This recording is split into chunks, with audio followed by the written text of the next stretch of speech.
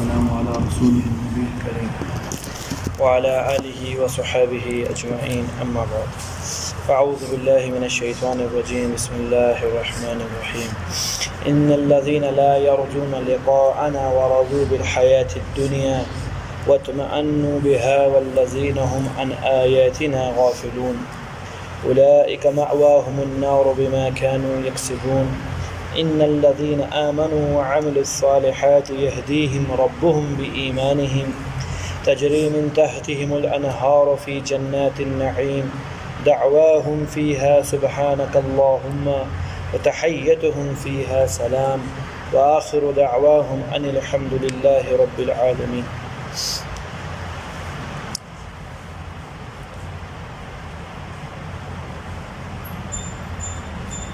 ان الذین لا یرجون لقاءنا، تحقیق وہ لوگ جو اللہ کی ملاقات کے امیدوار نہیں ہیں، اللہ کی ملاقات کو غیر یقینی سمجھتے ہیں، عقائد میں ان کے یہ داخل ہے کہ مرنے کے بعد اللہ سے کوئی ملاقات نہیں ہوگی. ورضوا بالحیات الدنیا، اور دنیاوی زندگی سے راضی ہیں، جس حال کے اندر ہیں اس پر بہت خوش ہیں. وَاطْمَأَنُّوا بِهَا، اور اسی دنیاوی زندگی پر اطمینان کرے بیٹھے ہیں. وَالَّذِينَ هُمْ عَنْ آيَاتِنَا غَافِلُونَ، اور وہ لوگ جو اللہ رب العزت کی آیات سے غافل ہیں. ان سب لوگوں کا ٹھکانہ، یہ تینوں کے تینوں گروہوں کا، أُولَئِكَ مَأْوَاهُمُ النَّارُ، یہی وہ لوگ ہیں جو کل قیامت کے دن جہنم میں داخل کیے جائیں گے. بِمَا كَانُوا يَكْسِبُونَ، اپنی بدعمالیوں کی وجہ سے اپنے کیے کو بھگتیں گے جو اعمال کیے ہیں. عرض کیا تھا سورہ یونس کے اندر اللہ رب العزت کی ابتدا میں یہ ترتیب ہے کہ اپنی وحدانیت کے دلائل دے کر دو گروہوں کا ذکر فرماتے ہیں. ایک تابعدار گروہ جو اللہ تعالیٰ کی اطاعت کرتے ہیں، اللہ کی وحدانیت کو مان کر اللہ تعالیٰ کی وحدانیت کے جو مطالبات ہیں ان کو پورا کرتے ہیں. خالی ایک چیز سے کام نہیں ہے بلکہ دونوں چیزوں پر ایمان مرکب ہے، ایمان کی تجزی ہے، ایمان جزیات سے ملی ہوئی ایک چیز ہے. ہم صرف لا الہ الا اللہ محمد رسول اللہ کو ایمان سمجھتے ہیں، حالانکہ ایسا نہیں ہے. یہ ایمان کا ایک حصہ ہے، بلکہ عمل صالحہ اللہ تعالیٰ نے بار بار قرآن کے اندر فرمایا ایمان کے بعد نیک اعمال، یہ دوسرا جز ہے. ایمان کے بعد نیک اعمال یہ دوسرا جز ہے. یہ جب مرکب ہوگا اس کے بدلے کے اندر اللہ کی رضا ملے گی. ایمان کے بعد نیک اعمال، اب اللہ رب العزت ملیں گے. تو وہ گروہ جو اللہ تعالیٰ کی وحدانیت کو مانتا ہے، پھر اس وحدانیت کے سارے تقاضوں کو بھی مانتا ہے، اس پر عمل کرتا ہے، فرمایا یہ ناجی گروہ ہے، یہ جماعت کامیاب شدہ جماعت ہے. اس کے برعکس دوسری جماعت اللہ تعالیٰ کی وحدانیت کے دلائل کا انکار کرتی ہے، سرے سے اللہ ہی کو نہیں مانتی ہے. اللہ کی ماننا تو دور کی بات ہے، اللہ ہی کو نہیں مانتی ہے. فرمایا ایسے دو گروہ، ان کے بارے میں بات پیچھے آ چکی ہے. پھر اللہ تعالیٰ نے اپنے دلائل قائم فرمائے. اللہ وہ ذات ہے جس نے سورج کو روشن بنایا، چاند کو نورانی بنایا. یہ دلائل دے کر دن و رات کا بدلنا، اللہ فرما رہے ہیں زمین اور آسمانوں کا پیدا ہونا، ان سب کے اندر دلائل ہیں اللہ تعالیٰ کے ہونے کے. کن قوم کے لیے؟ لقومی یتقون، ڈرنے والی قوم کے لیے. جو لوگ اللہ سے ڈرتے ہیں ان کے لیے یہ چیزیں نشانیاں ہیں. یہ چیزیں رہنمائی کریں گی اللہ تک پہنچنے تک. کن کے لیے؟ جن کے دل کے اندر تقویٰ ہے، جن کے دل کے اندر خشیت ہے، اللہ تعالیٰ کو مانتے ہیں. ورنہ چپاہے جو بے زبان چیز ہے، عقل نہیں رکھتی ہے، شعور نہیں رکھتی ہے، اس کے سامنے دلائل بولو، سنے گا؟ بولو نا. اپنے شعور کے مطابق سنے گا، اپنے شعور کے مطابق جتنی سننے کی حص اللہ نے اس کو عطا فرمائی ہے اس کے مطابق آپ کی بات کو. جانور ہوتا ہے، آپ گاڑی پہ جا رہے ہوتے ہو، ہارن مارتے ہو، آگے پیچھے نہیں ہو جاتا ہے، تو اس کو اتنی سنائی آتی ہے. اس سے آگے کیا کرنا ہے اس غریب کو نہیں معلوم. میں نے آپ کو پیچھے کئی مثال آئی تھی تو مچھلی کی حقیقت بتلائی تھی شکار کے بارے میں. وہ سر اٹھاتی ہے، خالی یہ دیکھتی ہے کہ کوئی بندہ ہے یا نہیں ہے. تو جب کوئی نظر نہیں آتا تو جال کے اندر جو خوراک پڑی ہوتی ہے اس کی طرف لپک جاتی ہے. اتنی عقل نہیں دی ہوئی ہے کہ یہ جال کیوں بچھا ہوا ہے اور آگے یہ خوراک اس طرح تو نہیں پلیٹ پہ رکھ کے مجھ کو دی جاتی، مجھے تو جدوجہد کرنی پڑتی. اتنا شعور نہیں. جانور بہت اچھا ہے اس آدمی سے جس کو یہ شعور بھی نہیں ہے. جس کے دل کے اندر اتنی تڑپ بھی نہیں ہے کہ اللہ رب العزت نے اتنا کچھ بیان فرمایا تب بھی اس کے دل کے اندر کچھ بھی نہیں آتا، اس لیے اللہ نے قید لگائی ہے۔ یہ سارے کے سارے دلائل ضرور ہیں، سمجھ میں آنے والی چیزیں ہیں، ان دلائل کے ذریعے یہ دلائل رہنمائی کریں گے، راہبر بنیں گے اللہ تک پہنچنے کی۔ کن قوم کے لیے؟ ہر ایک کے لیے نہیں، ہر ایک کے لیے نہیں، جس کے دل کے اندر خشیت و تقوی ہے ان کے لیے یہ دلائل رہنمائی بنیں گے اور یہ دلائل اللہ تک پہنچا دیں گے۔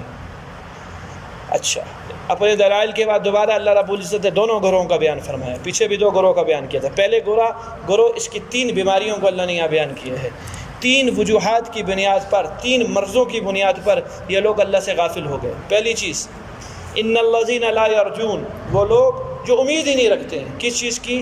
لقاءنا، ہماری ملاقات کی، مشتاق ہی نہیں ہے ہم سے ملنے کی۔ من احب لقاء اللہ احب اللہ لقاءہ، حدیث پاک میں آتا ہے جو اللہ سے ملنے کو پسند فرماتا ہے اللہ اس کی ملاقات کے مشتاق ہوتے ہیں، اللہ اس سے ملنے کو پسند فرماتے ہیں۔ ومن کرہ لقاء اللہ، جو اللہ تعالیٰ کی ملاقات کو ناپسند کرتا ہے کسی بھی بنیاد پر، کرہ اللہ لقاءہ، اللہ اس سے ملنا نہیں چاہتے، بالکل ملنا نہیں چاہتے ہیں، اللہ اسے دیکھنا پسند نہیں فرماتے۔ پہلا گروہ، اس کے تو عقائد ہی یہ ہیں کہ ہم اللہ سے ملنا ہی نہیں چاہتے، امید ہی نہیں رکھتے، کوئی آخرت نہیں ہے، مر جانا ہے، مرنے کے بعد مٹی ہو جانا ہے، کوئی اللہ سے ملنا نہیں ہے۔ کا مرض کیا ہے ان کے اندر؟ کیوں یہ اللہ سے ملاقات کے خواہش مند نہیں ہیں؟ فرمایا وَرَضُوا بِالْحَيَاةِ الدُّنْيَا، یہ دنیاوی زندگی پر راضی ہوئے بیٹھے ہیں۔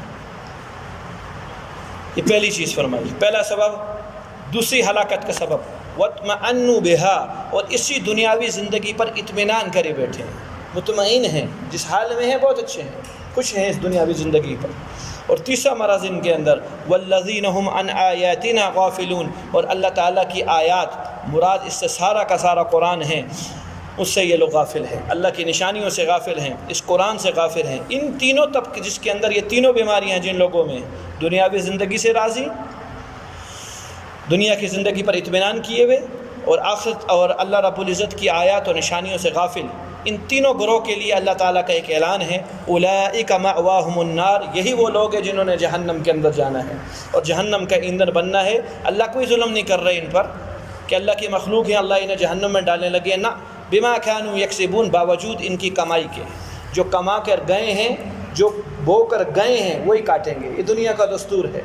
گندم کا بونے والا آم کی فصل کا امیدوار نہیں رہتا، پیاز کا بونے والا ٹماٹر کو امیدوار نہیں رہتا، چاول کا بونے والا کپاس کو امیدوار نہیں رہتا۔ اگر رہے گا تو دنیا کا احمق ترین انسان ہوگا، بویا کیا ہے، امید کس کی لگائے بیٹھا ہے۔ میرے بھائیو، دنیا اور آخرت ایسی چیز ہے، الدنیا مزرعۃ الآخرہ، حدیث پاک میں آتا ہے دنیا آخرت کی کھیتی ہے۔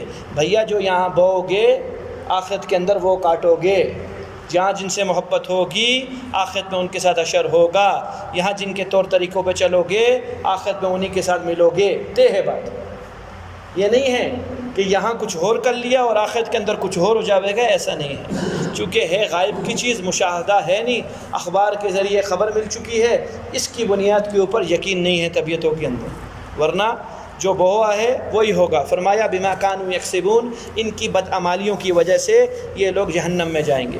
سنیے جی، وَرَضُوا بِالْحَيَاةِ الدُّنْيَا، یہ دنیاوی زندگی سے راضی ہو چکے ہیں اور اللہ کی ملاقات کا ان کو کوئی یقین نہیں ہے، نہ عملی، نہ علمی، نہ اعتقادی، کسی طور سے نہیں نظر آتا کہ یہ اللہ سے ملنے والے ہیں۔ میرے بھائیو، بدقسمتی سے یہ تینوں بیماریوں کے اندر میں اور آپ بھی شامل ہیں، مسلمان بھی ان میں شامل ہے۔ اتری تو یہ کفار مکہ کے لیے ہیں اور مشرکین مکہ کے لیے ہیں اور آپ صلی اللہ علیہ وسلم کے دور کے کافروں کے لیے آیات ہیں، لیکن بدقسمتی سے ان تینوں کی تینوں نشانیوں میں آج مسلمان شامل ہیں۔ سنیے جی، آخرت سے طرف اطمینان ہو جانا، دنیا سے اطمینان ہو جانا، آخرت سے غافل ہو جانا، دنیاوی زندگی سے راضی ہو جانا، 3 قسمیں ہیں، 2 میں ہم شامل ہیں، 1 میں بچ گئے ہیں۔ پہلی چیز ہے حرکت اعتقادی۔ کیا چیز ہے؟ حرکت اعتقادی، اعتقاد کی حرکت، عقیدہ۔ ہمارا عقیدہ یہ نہیں ہے، ہم سب جتنے بھی گناہ گار ہیں کہتے ہیں ملنا ضرور ہے اللہ سے، عقیدہ ہے، ایمان بچ گیا، کافر نہیں ہوا۔ عقیدہ نہیں ہے تو چھٹی ہوگی اسلام سے، اسلام کے دائرے سے ختم ہو چکا معاملہ۔ عقیدہ ہے، اللہ سے ملنا ہے۔ دوسری چیز حرکت عملی، اب جو عقیدہ رکھا ہوا ہے اس پر تیرا عمل بھی ہے یا نہیں ہے، کتنے وہ کام کرتا ہے جو اللہ سے ملاقات کے کام ہیں، اللہ کے سامنے پیش ہونا ہے، کوئی معمولی چیز تو ہے نہیں، معمولی کام تو ہے نہیں۔ صحابہ باوجود بخشش کے پروانے اپنے ہاتھ میں لینے کے، میرے بھائیوں، ان کو اپنی ذات کے اندر کوئی خیال آئے یا خود کہیں اس پر وہ جھوٹے ہو سکتے تھے، یعنی یقین نہ کرتے کہ میں نے ہو سکتا ہے فلاں وقت میں فلاں بات نہ بولی ہو، لیکن حضور صلی اللہ علیہ وسلم کی بات پہ ان کو ہلکا سا بھی تردد نہیں تھا۔ جیسے ہمیں یہ پکا یقین ہے کہ ہمارے والد صاحب فلاں ہیں، کبھی اشتباہ ہوتا ہے کہ وہ نہیں وہ ہے میرے ابا، ایسا ہوا کبھی؟ بولو نا، کبھی نہیں ہوا۔ پکا یقین ہے نا کہ میرے والد صاحب یہ ہیں، میری والدہ یہ ہیں، یہ میری بیوی ہے، یہ میری بہن ہے، یہ میرے بھائی ہیں۔ صحابہ کو اس سے بھی زیادہ حضور صلی اللہ علیہ وسلم کی بات پہ یقین تھا۔ پھر اللہ کے نبی صلی اللہ علیہ وسلم کی بات کہاں سے اتری تھی؟ اللہ کی ذات سے اتری تھی۔ رضی اللہ عنہم ورضوا عن، قرآن نے کہیں بار اس چیز کو بیان کیا، ہم ان سے راضی ہو گئے۔ یہ ڈرنا عمر رضی اللہ عنہ کا کس لیے؟ اماں عائشہ رضی اللہ عنہ کے بارے کے اندر آتا ہے، جب ان کے انتقال کا وقت آیا تو روئیں، اور اتنا روئیں کہ ان کی چنی مبارک جو دوپٹہ تھا وہ آنسو سے تر ہو گیا۔ ان کے بھانجے عبداللہ بن زبیر رضی اللہ عنہ ساتھ بیٹھے ہوئے تھے۔ کہا اماں آپ کیوں روتی ہو؟ کہا جی فلاں فلاں۔ کہا میں نے اپنے ابا سے سنا، یعنی حضرت زبیر رضی اللہ عنہ سنا ہے کہ انہوں نے اللہ کے نبی کے زبان اطہر سے اتنی بار یہ سنا ہے کہ کل قیامت کے دن جنت میں آپ کا نکاح اللہ پڑھائیں گے حضور صلی اللہ علیہ وسلم کے ساتھ، آپ کو رونے کا کیا غم ہے؟ عجیب بات فرمائی اماں نے، کہا عبداللہ مجھے دھوکہ نہ دے، کاش میری ماں نے مجھے پیدا ہی نہ کیا ہوتا، عبداللہ مجھے دھوکہ نہ دے۔ یہ کیوں تھا میرے بھائیوں؟ اتنے پروانے ملنے کے بعد ایک ڈر اور خوف ہے طبیعت کے اندر، وہ عظمت الہی کا خوف تھا۔ بے شک جنت میں جائیں گے، نکاح بھی ہوگا اللہ کے نبی صلی اللہ علیہ وسلم کے ساتھ، اللہ ہی پڑھائیں گے اور سارے انعامات ملیں گے، لیکن وہ گھڑی کیسے گزرے گی جس وقت میں اللہ کے سامنے کھڑا ہوں؟ وہ گھڑی حسن بصری رحمۃ اللہ علیہ فرمایا کرتے تھے، ایک دفعہ بیٹھے رو رہے تھے، کہ رو رہے کیوں ہو؟ کہ کیا پتا کسی وقت کوئی اللہ کی نافرمانی ہوئی ہو اور اس پر پکڑ لے، کسی وقت ایک دفعہ زندگی میں نافرمانی ہوئی ہو اور اس پر پکڑ لے۔ انہی کے بارے میں آتا ہے، رات کو اپنا جسم ٹٹولتے تھے، ناک پر ہاتھ لگاتے تھے، کان پہ، جسم پہ، کہ کہیں مسخ تو نہیں ہو گیا، کہیں مسخ تو نہیں ہو گیا جسم۔ عبداللہ بن مبارک رحمۃ اللہ علیہ کے بارے میں آتے، لوگ آئے حضرت بارش کے لیے دعا کر دے، کہ کس کی؟ کہ بارش کی۔ کہ پتھر اوپر سے آئے، اس کے ہم مستحق ہیں، تم بارش کی دعائیں منگوا رہے ہو اللہ سے؟ جو ہم نے اعمال کیے ہیں آسمان سے پتھر پر سے، یہ زیادہ ہم اس کے حقدار ہیں کہ ہم بارش کی امیدوار ہوں اللہ تعالیٰ سے۔ تو میرے بھائیو، دوسری چیز ہے حرکت عملی، جو عقیدہ ہے تمہارا کہ اللہ سے ملنا ہے، اس پر عمل کتنا ہے، اور اللہ والے اس سے تھوڑے آگے ہوتے ہیں، وہ ہوتی ہے حرکت حالی۔ ہر وقت ان کے فعل سے، ان کے قول سے، ان کی سوچ سے یہ پتہ چلتا ہے کہ انہوں نے اللہ کے پاس جانا ہے۔ اگر دوسرا نمبر بھی مل جائے نا، بہت ہے، کہ عمل کے ذریعے آخذ یاد آئے، پہلے ہوا کرتے تھے۔ اذا ذکروا، اگر ان کو دیکھو تو اللہ یاد آ جاوے، جب ان کی طرف نگاہ کرو، یہ اللہ والوں کی خاصیت بیان کی گئی ہے کہ ان کو دیکھ کر اللہ یاد آتے ہیں۔ فرمایا اولئک مأواہم النار، ان سب لوگوں کا ٹھکانہ جہنم ہے۔ وجہ کیا بنی؟ بما کانوا یکسبون، ان لوگوں کی بدعمالی۔ دوسرا کرو، پہلا کرو انکاری، دوسرا کرو ان الذین آمنوا وعملوا الصالحات۔ کہیں ایمان پر نجات قرآن میں دکھلا دو، کہیں ایمان پر 666 آیات، 6666 آیات کے اندر، اس کم و بیش قرآن کے اندر کہیں ایمان پر نجات مل جائے آپ مجھے وہ دکھلائیے، کہیں ایمان پہ نجات نہیں بتلائی۔ ایمان کے بعد دوبارہ عامل الصالحات ضرور اللہ بیان کیا ہے، بار بار بیان کیا ہے۔ یہ ایمان والی، یہ یاد دہانی ہے اللہ کی، کہیں کوئی یہ نہ کہہ دے قیامت کے دن مسلمان تو ہوں، اللہ جنت میں کیوں نہیں بھیج رہا، یہ چیز یاد دلائیں گے اللہ۔ عامل الصالحات لکھا ہوا نہ پڑھتا تھا، نبی کی تعلیمات نہیں تھی، اگر عامل الصالحات کی قید نہ ہوتی تو نبی کو بھیجنے کی ضرورت نہیں تھی، نبی نے آ کر عمل بتلایا ہے، اور یہ اعمال کی بات ہوئی۔ ایمان والو، ہاں وہ لوگ جو اللہ کی ذات پر ایمان لائے، خوش نصیب لوگ، بہت خوش نصیب لوگ۔ وعملوا الصالحات، اور انہوں نے نیک اعمال کیے۔ اب کیا ہوگا؟ یہدیہم ربہم بایمانہم، اللہ ان کا رب ان کی ایمان کی بدولت، یہ خاص اللہ تعالیٰ کا کرم ہے، شفقت ہے، ورنہ ایمان کی بدولت اللہ نہیں ملتے ہیں، اللہ اپنے کرم سے ملتے ہیں۔ کس سے ملتے ہیں؟ ہاں ظاہری سبب ضرور ہے کہ ایمان کی وجہ سے ملتے ہیں، اللہ اپنے کرم پہ جنت دیں گے، ایمان کی بدولت پہ جنت نہیں دیں گے۔ اللہ ان کا رب ان کی ایمان کی وجہ سے ان کی رہنمائی فرمائے گا، مراد جنت تک رہنمائی فرمائے گا۔ پھر جب یہ پہنچیں گے، تجری من تحتہم الانہار، یہ اس جگہ جائیں گے جس کے نیچے نہریں جاری ہیں، فی جنات النعیم، ہمیشہ رہنے والی جنت کے اندر آرام سے رہیں گے۔ دعواہم فیہا سبحانک اللہم، ان کی 3 ابھی حالات بیان کی ہیں، پیچھے 3 حالتیں تھیں کافروں کی یا گناہگاروں کی، یا 3 جنتیوں کی حالتیں۔ پہلی حالت دعواہم فیہا، ان کی دعا ہوگی جنت کے اندر سبحانک اللہم، یہ اللہ کی تسبیح بیان کریں گے۔ حدیث پاک میں آتا ہے جب پہلے تو کسی چیز کی ضرورت ہی نہیں ہوگی، کوئی مانگنے کی ضرورت ہی نہیں ہوگی، سب کچھ اللہ تعالیٰ نے مہیا کیا ہوا ہے، کچھ چیز مانگنے کی ضرورت نہیں ہے، لیکن پھر بھی جب کسی چیز کی حاجت ہوگی تو یہ سبحانک اللہ کہیں گے۔ یہ فرضی عبادت کے لیے نہیں کہیں گے، یہاں تو فرضی عبادت کے لیے کہا جاتا ہے نا سبحان اللہ، ثواب کی نیت سے، وہاں ثواب کی نیت سے نہیں، وہاں ایک طرح کا لذت آئے گی، محسوس کریں گے زبان پہ سبحان اللہ کہتے ہوئے، اس لذت کو حاصل کرنے کے لیے سبحان اللہ کہا کریں گے جنت کے اندر، یہ جو اہل جنت ہوں گے۔ تو جب ان کو ضرورت ہوگی تو اس کی سبحان اللہ کہنے پہ فرشتے فوراً حاضر ہوں گے ان کے پاس اور ان کی ضرورت کو فوراً پورا کریں گے، تو گویا سبحان اللہ وہاں کی اصطلاح ہوگی، کہاں کی؟ جنت کی۔ آگے چلیے، وَتَحِيَّتُهُمْ فِيهَا سلام، اور ان کی ملاقات جب ہوگی آپس میں ایک دوسرے کو دیکھیں گے تو السلام علیکم کہہ کے پکاریں گے۔ تحیہ عربی کے اندر کہا جاتا ہے کسی آدمی کے استقبال کے لیے کھڑا ہونا تحیہ کے ذریعے، تو اللہ فرما رہے ہیں وہاں تمہارے استقبال کے لیے کیسے کھڑے ہوں گے؟ سورہ یاسین کے اندر سلام قولا من رب الرحیم، یہ اللہ کا تحیہ ہوگا، اللہ یوں ملاقات کریں گے کہ تم پر رب کریم کی طرف سے سلام ہو۔ فرشتوں کا تحیہ ہوگا، یدخلون الملائکۃ علیہم من کل باب، ہر دروازوں سے فرشتے آئیں گے، سلامن سلاما، تمہیں سلام کہیں گے، اور تمہارا آپس میں بھی سلام السلام علیکم ہوگا، یہ وہاں آخرت کا تحیہ ہوگا۔ وآخر دعواہم، اور ان کی آخری جب دعا ہوگی، ابتدا بھی سلام سے، اختتام بھی سلام سے، ان الحمدللہ رب العالمین، یہ کہیں گے تمام تعریفیں اس اللہ کے لیے ہیں جو تمام جہانوں کا رب ہے۔ سنیے میرے بھائیو اس کے بارے میں تفسیر۔ علامہ قرطبی رحمۃ اللہ علیہ فرماتے ہیں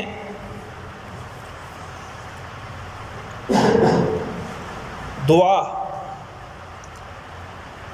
ایک خاص عبادت ہے جس کو ہم عبادت نہیں سمجھتے۔ حدیث میں کیا آتا ہے؟ الدعاء مخ العبادت، دعا تمام عبادات کا مغز ہے، تمام عبادت کا مغز دعا، دعا عبادت ہے۔ بلکہ اور کہیں قرآن کے اندر نماز کو، قرآن کی تلاوت کو، زکوٰۃ کو یعنی عبادات کو دعا کے عنوان سے تشبیہ دی گئی ہے کہ اصل کے اندر یہ تم اپنے لیے ہی کچھ کر رہے ہو، میرا کچھ نہیں کر رہے کہ نماز پڑھ کے تم میرے لیے کچھ کر رہے ہو، نہیں، کہ یہ بھی ایک قسم کی دعا ہے۔ جس سے تم دعا پڑھ کے اللہ سے اپنی ضروریات کو مانتے ہو، ایسے نماز پڑھ کے تم اپنا ہی کچھ کر رہے ہو، زکوٰۃ دے کے اپنا ہی کچھ کر رہے ہو۔ پہلی حالت فرشتوں کی ان کی یہ بیان کی گئی۔ علامہ قرطبی رحمۃ اللہ علیہ فرماتے ہیں کہ آغاز ہوا سبحانک اللہ سے، جب تو نیک کام کرے تو تسبیح بیان کر، اور جب تو اختتام کرے کسی نیک کام کی تو اس میں تحمید بیان کر، الحمدللہ۔ سبحان اللہ صفت جلال ہے اللہ تعالیٰ کی، اور الحمدللہ حمد و ثنا ہے اللہ رب العزت کی۔ حدیث پاک میں آتا ہے آپ صلی اللہ علیہ وسلم نے فرمایا جب تو ہر کام کرے نیک، کھانے کی مثال دی اللہ کے نبی اسلام نے، تو سبحان سے یعنی بسم اللہ وعلی برکت اللہ، یہ کیا ہے؟ یہ سبحان ہے، اللہ کی کیا ہے؟ تعریف ہے۔ یوں آغاز کر اپنے کھانے کا، اور اختتام کس چیز پہ کر؟ الحمدللہ الذی اطعمنا وسقانا وجعلنا من المسلمین، یہ الحمد ہے۔ ہر نیک کام کی ابتدا سبحان سے شروع کر کے اختتام اللہ تعالیٰ کی تعریف کے اوپر کر۔ ملے گا کیا؟ تفسیر کے اندر لکھا ہے یہاں تک اپنی دعاؤں کے اندر اختتام اس آیت سے وآخر دعواہم ان الحمدللہ رب العالمین یہ پڑھے دعا کے اندر، اور سورہ صافات کی آخری آیتیں سبحان ربک رب العزت عما یصفون والسلام علی المرسلین والحمدللہ رب العالمین، قبولیت کے زیادہ قریب ہو جائے گا۔ دعا کیا ہو جائے گی؟ قبولیت کے زیادہ قریب ہو جائے گی۔ آگے فرمایا جی، بات پوری کر لی، دونوں گروہوں کی بات کی ہے۔ دوبارہ اللہ تعالیٰ پہلے والے فریق جو اس جگہ آیا تھا کفار مکہ، ان کے بارے میں اللہ دوبارہ بات فرما رہے ہیں۔ وَلَوْ يُعَجِّلُ اللَّهُ لِلنَّاسِ الشَّرَّ، اگر اللہ تعالیٰ جلدی سے برائی کو لے آئیں جیسے ان کی چاہت ہے۔ نضر بن حارث نے کہا اللہ کے نبی علیہ السلام کو، اگر آپ اتنے سچے ہو، اللہ کے نبی ہو، اور واقعی کوئی کائنات کا ایک اللہ ہے تو ہم زندہ کیوں ہیں اب تک؟ اللہ فتنوں کی بارش کیوں نہیں برسا رہا ہم لوگوں کے اوپر؟ یہ سادے ایک قسم کی اپنے اوپر کیا کر رہے ہیں؟ بددعا کر رہے ہیں، ان کو معلوم نہیں ہے کہ ہم بددعا کر رہے ہیں۔ کہ اگر جلدی کر دیں اللہ تعالیٰ لوگوں کے لیے برائی کو لانے میں، برائی سے مراد اپنے عذاب کو لانے کے اندر، میرے بھائیو صرف حضور صلی اللہ علیہ وسلم کی اکرام اور اعزاز کی وجہ سے عذاب عام نہیں آتا، صرف اللہ کے نبی کی اکرام، ایک ذات کی وجہ سے اللہ نے اپنا قاعدہ بدلا ہے، ایک ذات کی وجہ سے، اپنے نبی کریم صلی اللہ علیہ وسلم کی وجہ سے۔ ورنہ پہلے جناب نوح علیہ السلام سے لے کر عیسیٰ علیہ نبی علیہ السلام تک تمام نبیوں کے لیے امت کا ایک، اللہ کا ایک ہی دستور تھا، اگر امت معصیت کے اندر مبتلا ہوگی اور اکثریت کے اندر مبتلا ہوگی تو سب کے سب کو غرق کرنا پڑے گا۔ قوم لوط کے اندر جب حکم ہوا ان کو تباہ کرو، تو جب جبرائیل زمین پر عذاب لے کر اترے تو اس میں ایک ایسا آدمی بھی ملا، روایات کے اندر آتا ہے، جس نے پلک جھپکتے ہوئے بھی اللہ کی نافرمانی نہیں کی تھی۔ دوبارہ عرض کی اللہ سے، یہ اللہ فلاں بندے کا کیا کرنا ہے جس نے ایک پلک جھپکتے بھی نافرمانی نہیں کی، فرمایا اس پر بھی عذاب لاؤ، دوسروں پر بھی عذاب لاؤ، کہ اللہ اس پر اس وجہ سے لاؤ، کبھی دل نہیں دکھا نافرمانی ہوتے ہوئے، جب میری نافرمانیاں ہو رہی تھیں اس کا دل کبھی نہیں دکھا، اس کا دل، آپ اور میں دیندار شمار ہوتے ہیں۔ شادیوں پہ جاتے ہو؟ جاتے ہو؟ کہاں جاتے ہیں؟ شادی حالوں پہ جاتے ہیں، کیا ہوتا ہے بولو نا؟ لائٹوں کو گولی مارو، چھوٹی چیز ہے، میں پہلے حرام کی بات کرتا ہوں، آپ اسراف کی بات کر رہے ہو۔ اللہ اکبر، تصویریں ہوتی ہیں، ڈھول ڈھمکا بھی ہوتا ہے۔ چلو ہم کوئٹہ کے اندر رہتے ہیں، یہاں اتنا نہیں ہے، باہر کے شہروں کے اندر عورتوں اور مردوں کا اختلاط بھی ہوتا ہے، یہاں اتنا نہیں ہے۔ گناہ ہے، میں خود اس گناہ کا حصہ بن رہا ہوں، دل دکھنا تو دور کی بات ہے، وہاں بیٹھے بیٹھے استغفار سے بھائی کام نہیں چلے گا کہ بیٹھ کے مولوی صاحب استغفار کر رہا ہوں کہ اس نے برا کام کیا ہے۔ تیری شرکت اس چیز کو مان رہی ہے کہ تو نے اس کام کو اچھا سمجھا تو آیا ہے، ورنہ کبھی بھی نہ آتا۔ تیری شرکت جو اس جگہ کے اندر شریک ہوا ہے، اس کام کو تو اچھا سمجھتا ہے، اس وجہ سے آیا۔ ابھی تو خیر مسجدیں بھی پاک نہیں ہیں اس چیز سے، نکاح کے وقت میں مسجدوں میں بھی تصویریں ہوتی ہیں، موبائل ہے نا، اور کیا چاہیے آپ کو، موبائل کے ذریعے تصویر کھینچتے ہیں مسجد کے اندر بھی۔ یہ سب حرام کام ہیں، یہ سب حرام کام ہیں۔ ایک گناہ کی وجہ سے پوری قوم لوط تباہ ہوئی، اور وہ بندہ جس نے کبھی پلک جھپکتے ہوئے بھی اللہ کی نافرمانی نہیں کی تھی، فرمایا اس کو بھی مارو۔ وجہ کیا بتلائی اللہ نے؟ گناہ ہوتے ہوئے اس کے دل میں کبھی تڑپ نہیں آئی کہ اللہ کی نافرمانی کر رہا ہے، یہ اللہ کی نافرمانی کر رہا ہے۔ میں اور آپ تو بھائیوں مبتلا ہیں، اور ان کاموں میں مبتلا ہیں جن کو میں نے اور آپ نے اپنی مجبوریاں سمجھی ہوئی ہے۔ فلاں ناراض ہو جائے گا، اچھا بھائی ٹھیک ہے، فلاں ناراض ہوئے گا، آپ کا قول اچھا ہے، اس کی ناراضگی کی تجھ کو قدر ہے اور خیال ہے، اللہ کی ناراضگی کی قدر اور خیال نہیں ہے۔ اس کے ٹوٹنے کا غم ہے، اللہ کے ٹوٹنے کا کوئی غم نہیں ہے، پھر ٹوٹ جائیں گے۔ معصوم بچے کی طرح اللہ کے ساتھ معاملہ کیا ہوا ہے کہ چاکلیٹ کے بہانے ہم لوگ اللہ بچے کو منا لیں گے۔ بچوں کے ساتھ یہی ہوتا ہے نا، گھر میں ایک دفعہ باپ غصے میں مار دیتا ہے، واپسی آتے ہوئے کوئی نہ کوئی ٹکی ٹافی لے آتا ہے، راضی ہو جاتا ہے۔ بھائی نہیں میرے محترم ساتھیو، اللہ کے دستور ہیں، اللہ ہیں۔ اپنی کبریائی پر آ جائے تو عبادت کو ماننے کو تیار نہیں، چاہے کہ گناہ کر کے اس کو راضی کر لیا جائے۔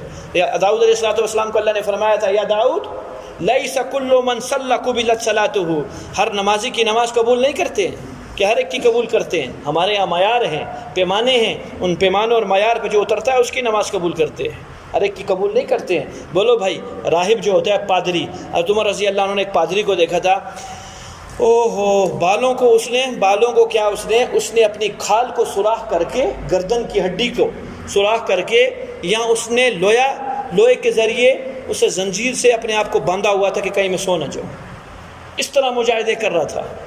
حضرت عمر رضی اللہ عنہ جب اس کو دیکھا کہ تیرے سارے مجاہدے بے فائدہ، تجھے جہنم نہیں بچا سکتی، تو جہنم سے بچ نہیں سکتا۔ وجہ ایمان نہیں لایا ہوا تھا، راہب تھا، پادری تھا، حضور صلی اللہ علیہ وسلم پر ایمان نہیں لایا تھا۔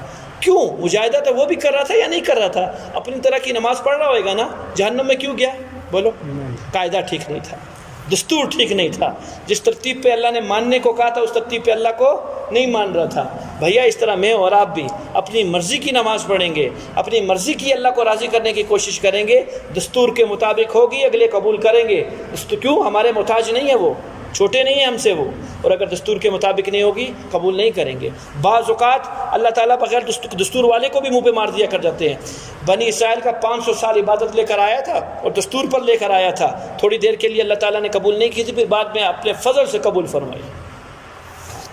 تو فرمایا یہ جو جس عذاب کی اللہ سے پیشکش کر رہے ہیں، اگر اللہ ان پر عذاب لے آئے اور ان کی بات کو مان لے، جس طرح استعجالہم بالخیر، یہ اپنی نیک بات میں جلدی قبول کروانے کی کرتے ہیں کہ جو اللہ سے دعا مانگی اللہ قبول فرما دے، لقضی الیہم اجلہم، ان کی عمریں کب کی ختم ہو چکی ہوتی ہیں۔ کیا مطلب؟